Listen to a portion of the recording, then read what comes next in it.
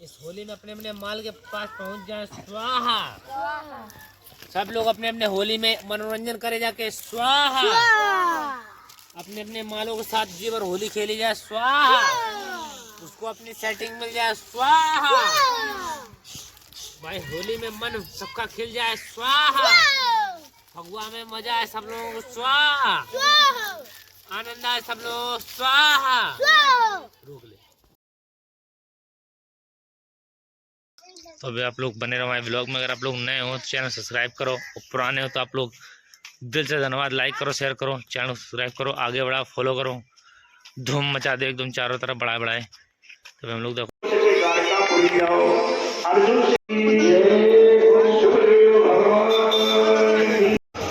को ये अनुभव में नहीं आता है, लेकिन सुखदेव संत की कृपा हो जाए तो ये कर्कट भी हो जाता है। महाराज सुखदेव ने परीक्षित को ज्ञान करा दिया कि आप शरीर नहीं है, ना आपका जन्म हुआ है ना आपका मरण होगा। इस शरीर का जन्म हुआ है, इस शरीर का मरण होगा। आप तो ईश्वर के अंश हो, अविनाशी हो, चेतन हो, अमर हो। और परीक्षित नहीं, हम सब यही है। क्या है? गोस्वामी जी ने मानस में लिखा है, ईश्वर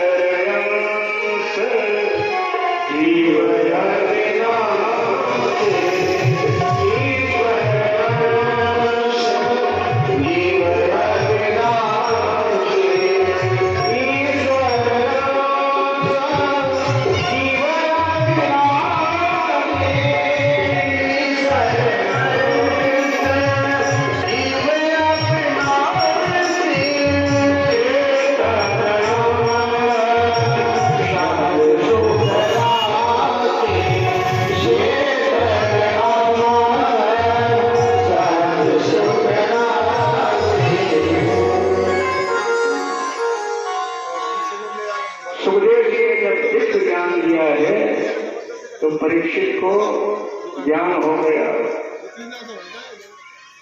और फिर महाराज परीक्षित गंगा जी के किनारे सुखदेव जी का पूजन किए। सुखदेव जी समझ गए जब तक मैं बैठा रहूंगा भगवान के परम पद को प्राप्त कर लिए, इसकी मुक्ति हो गई। एक ऋषि का श्राप भी मिथ्या नहीं जाना चाहिए। कोई नहीं खाली वही भाषा वो भी सत्य होना चाहिए। महाराज सुखदेव का पूजन किया है परीक्षित ने। आइए हम सभी जहाँ देखे, कथा सुनाने वाले को सुखदेव जी भी थे, सुनने वाले को परीक्षित होते हैं। हम सब तो निमित्त मात्र है।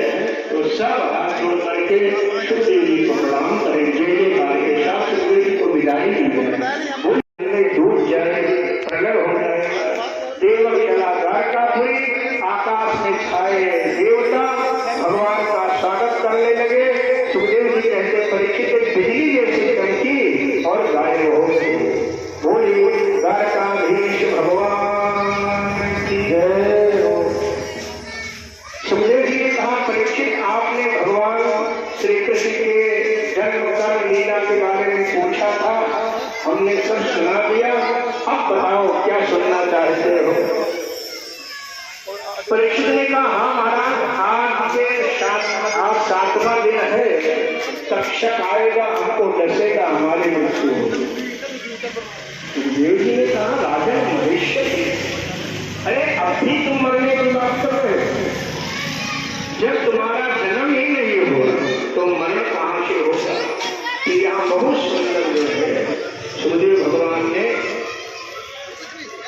परीक्षित को आत्मज्ञान दिया है कि शरीर का मरना होता है, शरीर का जन्म होता है, शरीर ही का मरता है।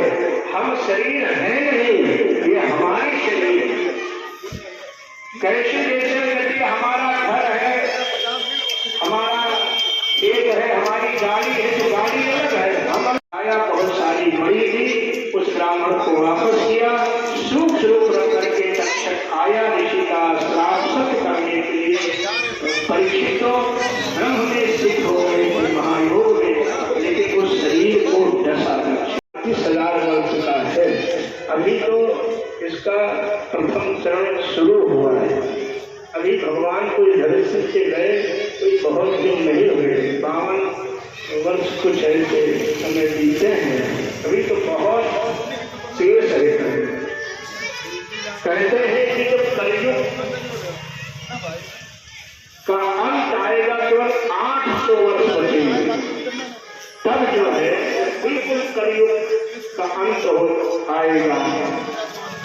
800 वर्ष शेष बचेंगे, तब मुरादाबाद के संभल तहसील में विष्णु यश नामक ब्राह्मण के यहाँ 9 वर्ष की कन्या से भगवान जन्म लेंगे, भगवान प्रकट होंगे, भगवान का कलंकी अवतार होगा। फिर भगवान दुष्टों का संहार करेंगे, धर्म की स्थापना करेंगे और फिर सतयुग आएगा, फिर त्रेता आएगा, फिर द्वापर आएगा, फिर कलयुग आएगा। सूर्य जी कहते हैं ऐसे ये चतुर्युगी का क्रम चलता रहता है और कल्प समय समय से जब पाप बढ़ जाता है तो भगवान अवतार लेते हैं, दुष्टों का संहार करते हैं, धर्म की स्थापना करते हैं।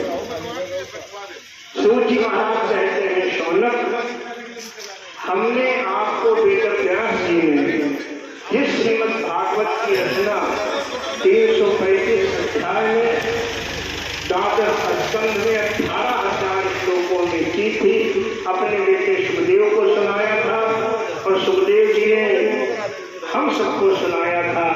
आपके पूछने पर हमने वो पूरी कथा आपको सुना दी, पूरी कथा 18,000 श्लोकों का सूर्य जी ने संतान महात्माओं के सामने वर्णन किया और वही कथा जितने हिम्मत कृपा रही आप लोगों ने दास को अवसर दिया, तो जो बन सका यहाँ पर निवेदन हुआ। लेकिन सूर्य जी कहते हैं सोनक, पूरी भागवत 18,000 श्लोकों का जो निचोड़ है, सार तत्व है, वो एक श्लोक पूरी कथा का सार। जैसे गोस्वामी जी रामायण में कहते कि शुद्ध सिद्धांत है गुरुगारी, भजी राम स्वधाम विशाली। ऐसे ही सूर्य जी महाराज कहते हैं सौनक, 18,000 श्लोकों का श्रीमद् भागवत महापुराण का सार, श्रीमद् भागवत महापुराण का एक अंतिम श्लोक है। अंतिम श्लोक का जो सार तत्व है, 2 बजे से 6 बज जाता है, 6:30 बज जाता है, फिर रात में कथा होती है, राम कथा, उसमें भी सभी